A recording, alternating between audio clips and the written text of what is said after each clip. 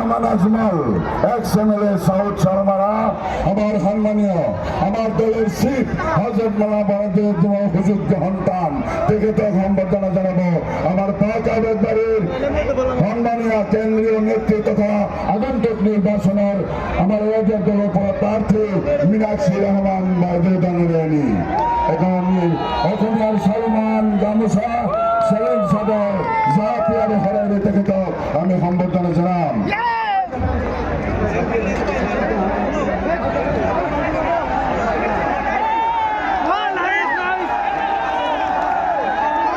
এবার আমি সম্বর্ধনা জানাবো বলছি আমার মাননীয় আমার গৌরব বরিষ্ঠ কণ্ঠ ডক্টর হাফিজ রফিকুল ইসলাম